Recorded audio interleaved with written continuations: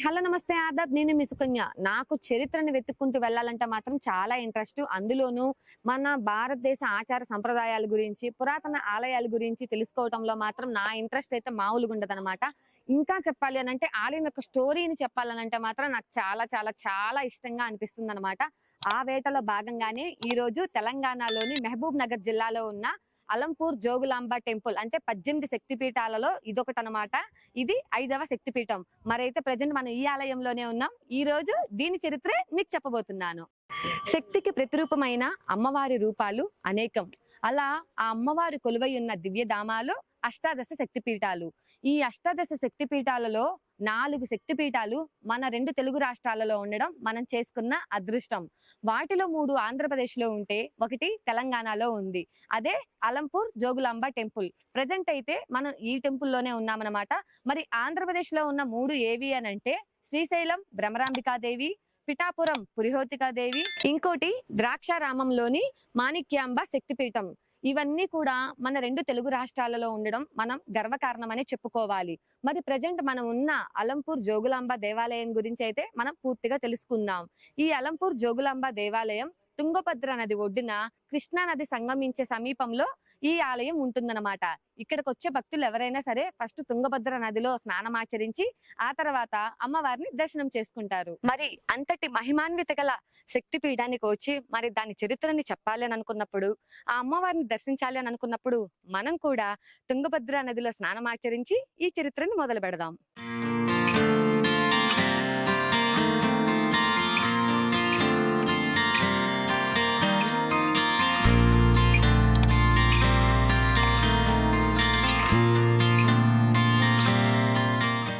మరైతే మనం తుంగభద్ర నదిలో స్నానం ఆచరించి అయితే నేనైతే ఇక చరిత్ర పురాణంలోకి అడుగు పెట్టడానికి రెడీగా ఉన్నాను.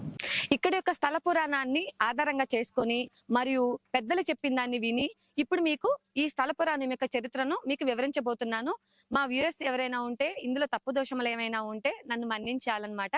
ఇక పురాణాల్లో గనక వెళితే దక్ష మహాయజ్ఞం జరిగిందని తెలుసు కదా. అప్పుడు శివుడు భార్య సతీమణి పార్వతీదేవి దక్ష మహాయజ్ఞానికి వెళ్లి తన తండ్రి గారు చేసిన ఆ యజ్ఞానికి వెళ్లి అక్కడ తండ్రి గారి నుంచి అవమానాల పాలవుతుంది. ఆ అవమానాలను తట్టుకోలేక తల్లి పార్వతీదేవి ప్రాణత్యాగం చేస్తుంది. ప్రాణత్యాగం చేసుకున్న పార్వతీదేవిని చూసి శివుడు 3వ రూపం ఎత్తి అక్కడంతా కూడా గందరగోళం చేస్తాడని అదంతా వినుండాం కదా. అదంతా నెక్స్ట్ పార్ట్ అన్నమాట. అయితే ప్రాణత్యాగం చేసిన అమ్మవారిని తన భుజాల మీద వేసుకొని శివుడు లోక సంచారం కోసం వెళ్తాడు. మరి శివుడు సతీమణి అయిన పార్వతీదేవి ప్రాణత్యాగం చేసిన తర్వాత ఆమె మీద ఉన్న ప్రేమతో ఆమె శరీరాన్ని భుజం మీద వేసుకొని లోక సంచారం కోసం వెళ్తూ ఉండగా కరెక్ట్ గా అదే టైంలో శివవరప్రసాదంతో మృత్యువుని సైతం జయించానన్న గర్వకారణంతో అహంకారంతో తారకాసురుడు అనే రాక్షసుడు ముల్లోకాలను పట్టి పీడిస్తూ ఉంటాడు. శివవీరి సముద్భవంతో జన్మించి కన్యకల పాల చేత ఎవరైతే పెంచబడతారో వారి చేతిలో మాత్రమే తారకాసురుడికి మరణం ఉంటుందని ఆ వరం అయితే తారకాసురుడిదనమాట. అదే అహంకారంతో ముల్లోకాలను ఎప్పుడైతే పట్టి పీడిస్తున్నాడో కరెక్ట్ గా అదే టైంలో శివుడు తన సతీమణి అయిన పార్వతీదేవి శరీరాన్ని భుజాన తీసుకొని లోక సంచారం చేస్తూ వస్తున్నాడు. ఇక్కడ మొదలవుతుంది అసలు సిసలైన స్టోరీ. పార్వతీదేవి అనేది తర్వాత రూపం అనమాట. కానీ మీ అందరికి అర్థం కావటానికి నేనైతే శివుడు భార్య పార్వతీదేవి అని చెప్పేసి చెప్తున్నాను. మామూలుగా అయితే పార్వతీదేవి అనటానికి ముందు ఆమె సతీమణి అనమాట. సతీమణి దక్ష యజ్ఞంలో ఆమె ప్రాణాలను కోల్పోతుంది. మరి ఇటు చూస్తేనేమో శివుడు మరి తన భార్య వియోగంతో అనంతమైన బాధలు పడుతూ ఉంటాడు. ఇంకొక వైపు చూస్తేనేమో ముల్లోకాలన్నీ కూడా ఆ తారకాసుడి రాక్షసుడి యొక్క బాధలను భరించలేక ఉన్నాయి. ఏం చేయాలో అర్థం కాని సిచ్యువేషన్ లో ఉన్నారు మిగతా దేవతలందరూ. అప్పుడే తెలిసింది వాళ్ళకి పార్వతీదేవికి శివుడికి పుట్టిన కుమారస్వామి వల్లనే మరి తారకాసుడి మరణం ఉంటుందని చెప్పేసి వాళ్ళకి తెలుస్తుంది. మరి తప్పదు కదా ముల్లోకాలను కాపాడాలి అని చెప్పేసి అంటే మరి అవతల వారు ఏ సిచ్యువేషన్ లో ఉన్నా కూడా మన ప్రాబ్లమ్స్ అనేవి మనం చెప్పుకోవాలి. మన వాడుక భాషలో చెప్తున్నానండి, తప్పుగా అనుకోవద్దు.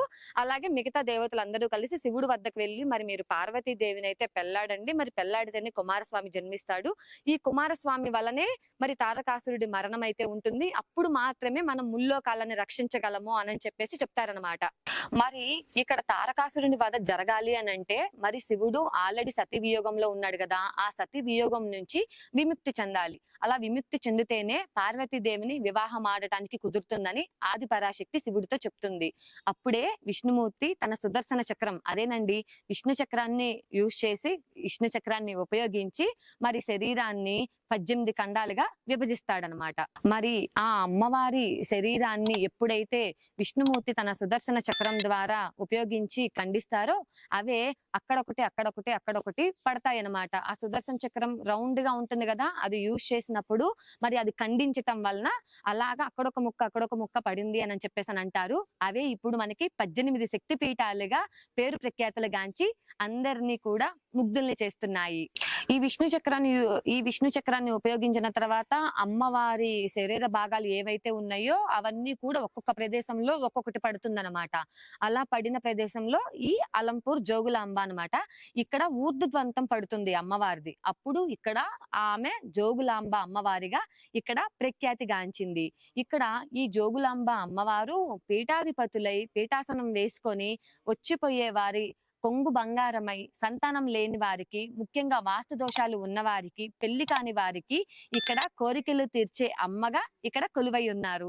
మరి ఇక్కడ పడిన భాగం జోగులాంబ అమ్మవారిగా ఇక్కడ పేరు ప్రఖ్యాతి గాంచిందని చెప్పాం కదా. ఇక్కడ ఈ అమ్మవారు పీఠాసనం రూపంలో జుట్టు గాలిలో ఎగురుతున్నట్టు ఉంటుందన్నమాట. చాలా ప్రశాంతంగా కనిపిస్తారు.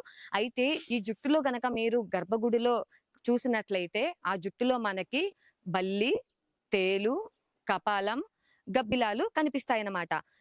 వీటికి సంకేతాలు ఏంటి? అమ్మవారి జుట్టులో ఇవన్నీ కనిపించటం ఏంటి అని అంటే, మనం గనక ఇంట్లో చూసుకున్నట్టయితే వీటన్నిటికీ కూడా ఒక పరమార్థం ఉంది. అదైతే మీరు జాగ్రత్తగా స్కిప్ చేయకుండా చూడండి. ఈ పరమార్థం ఏంటి అని అంటే, ఏ ఇంట్లో అయినా సరే జీవకళ తగ్గుతుంది అని అన్నప్పుడు ఫస్ట్ బల్లులు ఎక్కువగా కనిపిస్తాయట. ఆ తర్వాత తేలు వస్తుందంట. ఇది జీవకళ తగ్గుతుంది అని చెప్పని సారాంశం. ఆ తర్వాత దశ వచ్చేసరికి గబ్బిలాలు, ఆ తర్వాత దశ కపాలం అన్నమాట. ఎప్పుడైతే మన గబ్బిలం స్టార్ట్ అవుతుందో ఆ తర్వాత ఆ ఇంట్లో మరణగండం ఉందని చెప్పేసి చెప్పటానికి మరి గర్భగుడిలో అమ్మవారి కేశంలో ఉన్న కపాలం గుర్తు అని చెప్పేసి అని చెప్తారు. అందుకే ఇంట్లో ఏ దోషాలు ఉన్నా సరే, ఇంట్లో ఎవరికి బాగలేకపోయినా, సంతాన సమస్యలు ఉన్నా కూడా ఈ జోగులాంబ అమ్మవారి దేవస్థానానికి వచ్చి ఉదయాన్నే ఇక్కడ ఎవరైతే పూజలు నిర్వహిస్తారో వారికి ఖచ్చితంగా సంతానం కలుగుతుందని, ఆ ఇంట్లో ఏ దోషాలైతే ఉన్నాయో ఆ దోషాలన్నీ కూడా ఇక్కడ అమ్మవారిని దర్శించిన తర్వాత తొలగిపోతాయని ఇక్కడ పురాణాలు చెప్తున్నాయి. ఇంట్లో జరిగే శుభ అశుభాలకి ఇక్కడ అమ్మవారిని ప్రతిరూపంగా భావిస్తారు. అందుకే ఈ అమ్మవారికి గృహచండి అనే పేరు కూడా ఉంది. ఈ ఆలయం యొక్క అనుభూతిని చెప్పాలి అని అంటే అది అంత ఇంత కాదు, అది భక్తుల మాటల్లోనే, భక్తుల యొక్క అనుభవాలలోనే తెలుస్తుందన్నమాట. ఇక్కడ పురాణం ఒక ఆధ్యాత్మికత చెందింది కాబట్టి ఇక్కడికి రాగానే ఆటోమేటిక్ గా ఆ మనశ్శాంతి, ఆ ప్రశాంతత ఏవైతే ఉన్నాయో మనల్ని ఇంటి వాతావరణాన్ని మరిపించి ఇక్కడ కొత్త రకమైన ఆహ్లాదకరమైన వాతావరణాన్ని సృష్టించేలాగా చేస్తాయి.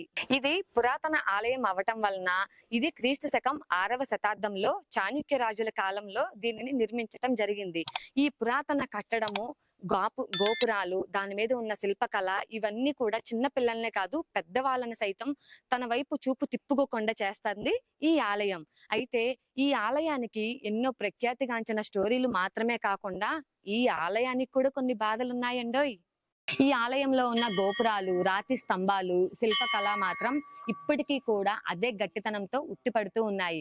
అయితే 14వ శతాబ్దంలో బహుమని సుల్తాన్ అప్పుడు రాజ్యాధికారాన్ని చేపట్టాలని చెప్పి ఈ ఆలయాన్ని ధ్వంసం చేయాలని చెప్పని చూస్తారు. అప్పుడే ఈ లోపల ఉన్న గర్భగుడిలో ఎవరైతే అమ్మవారు ఉందో అదే జోగులాంబ అమ్మవారిని మరియు శక్తి రూపాలుగా ఉన్న చండి ముండీలను తీసుకెళ్లి ఆ రాజు కంట పడకుండా పక్కనే ఉన్న బాలబ్రహ్మేశ్వర స్వామి ఆలయంలో అమ్మవారిని చండి ముండీలని దాస్తారు. బహుమని సుల్తాన్ ఎప్పుడైతే మరి ఈ ఆలయాన్ని ధ్వంసం చేయాలని చెప్పని చూసారో అప్పుడు అమ్మవారి రూపాలని బాలబ్రహ్మేశ్వర స్వామి ఆలయంలో దాచిపెడతాం కదా. అయితే ఈ ధ్వంసంలో ఆలయం అయితే దెబ్బతినింది కానీ అమ్మవారి రూపాలు మాత్రం మనకి అలాగే ఉన్నాయి. 2005 వరకు కూడా ఆ యుద్ధం జరిగిన దగ్గర నుంచి బాలబ్రహ్మేశ్వర స్వామి ఆలయంలోనే జోగులాంబ అమ్మవారు మరి చెండుముండీలు వీళ్ళందరికీ కూడా ఆ బాలబ్రహ్మేశ్వర స్వామి ఆలయంలోనే పూజలు జరిగాయి. ఇప్పుడు 2005 తర్వాత మళ్ళీ కొత్తగా ఆలయం నిర్మించి అమ్మవారిని మళ్ళీ ఇక్కడ పునఃప్రతిష్ఠించడం జరిగింది.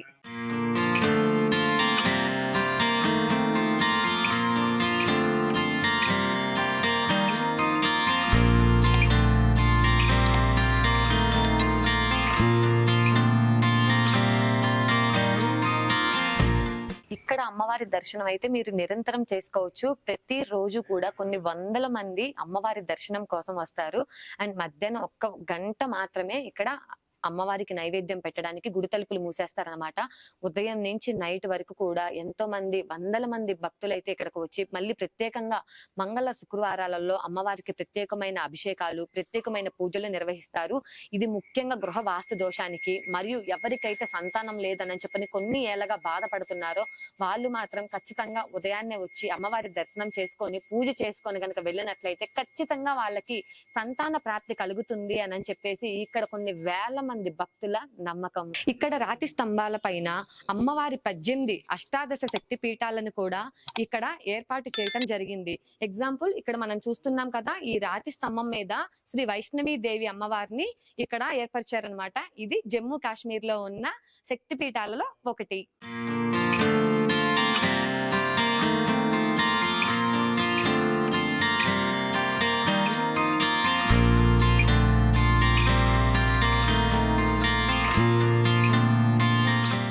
ఇక్కడ పడిన అమ్మవారి రూపం ఊర్ధదంతం కాబట్టి ఇక్కడ అమ్మవారు ఎప్పుడు కూడా ఉగ్ర రూపిణిగా ఉంటుంది.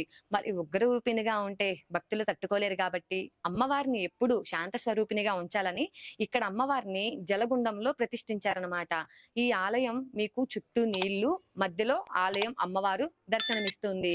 వచ్చిన భక్తులకందరికీ కూడా కోరికలు తీరుస్తూ కొంగు బంగారమై ఇక్కడ భక్తుల మనసులో నెలకొల్పుకుంటుంది ఇక్కడ జోగులాంబాదేవి.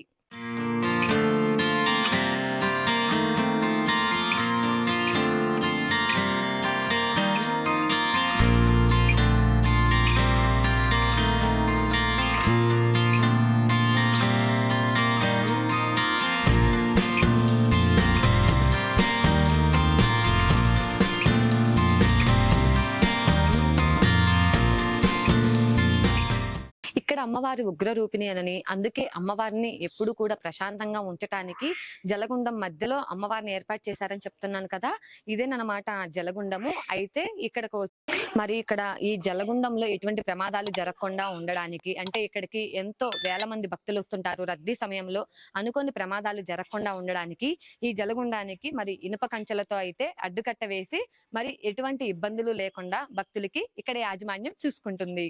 ఇక్కడ ఎప్పుడు కూడా నిత్యాన్నదానం జరుగుతుంది, ఒక్క ఏకాదశి రోజున తప్ప. మరి ఏకాదశి రోజునే ఎందుకు ఇక్కడ అన్నదానం చేయరు అంటే, ఏకాదశి రోజున ఎక్కడ ఏ శివాలయంలో కూడా శివుడికి నివేదన పెట్టరు. మరి ఆ శివుడికి నివేదన పెట్టరు కాబట్టి ఆయన ముల్లోకాలను రక్షించే మహాదేవుడు కాబట్టి మరి ఆ రోజు ఇక్కడ టెంపుల్స్ లో కూడా అన్నదానం అనేది పెట్టరన్నమాట. మరి ఇందాక నేను చరిత్రలో చెప్పాను కదా, ఇక్కడ మరి దేవాలయం మీద ధ్వంసం జరిగినప్పుడు సాక్షాత్తు ఆ జోగులాంబ అమ్మవారిని మరియు అమ్మవారి శక్తి రూపాలుగా ఉన్న చండీ ముండీలను తీసుకెళ్లి పక్కనే ఉన్న బాలబ్రహ్మేశ్వరి స్వామి ఆలయంలో దాచిపెడతారు అని. మరి మీరు ఈ జోగులాంబ ఆలయానికి వస్తే పక్కనే ఉన్న బాలబ్రహ్మేశ్వర స్వామి ఆలయాన్ని కూడా మీరు చూసి తరించవచ్చు. మేమైతే ఇది మీకు చూపించటానికి ఈ ఆలయాన్ని మనకైతే కొన్ని హద్దులైతే ఉన్నాయన్నమాట. ఎందుకంటే దేవాలయ శాఖ వారికి వాళ్ళ కోరిక మేరకు ఆలయాన్ని మీకు చూపించటం కుదరట్లేదన్నమాట. సో తప్పకుండా మీరు జోగులాంబ అమ్మవారి ఆలయానికి వస్తే పక్కనే ఉన్న నవబ్రహ్మ దేవాలయము, బాలబ్రహ్మేశ్వర స్వామి దేవాలయం ఇవన్నీ కూడా చూడవచ్చు. మరి మన భారతదేశం యొక్క సంపద, ఆచారాల గురించి, పురాతన ఆలయాల గురించి, వాటి యొక్క చరిత్ర గురించి తెలుసుకోవాలి అని అంటే అన్ని చోట్లకు మనం వెళ్ళటం కుదరదు కాబట్టి మరి అలాంటి ప్రదేశాలు మేమే మీకు చూపిస్తాం కాబట్టి అవన్నీ మిస్ అవ్వకుండా చూడాలి అని అంటే శ్రీ త్రినేత్ర ఛానల్ ని సబ్స్క్రైబ్ చేసుకోండి, వీడియోస్ మిస్ అవ్వకుండా చూడండి.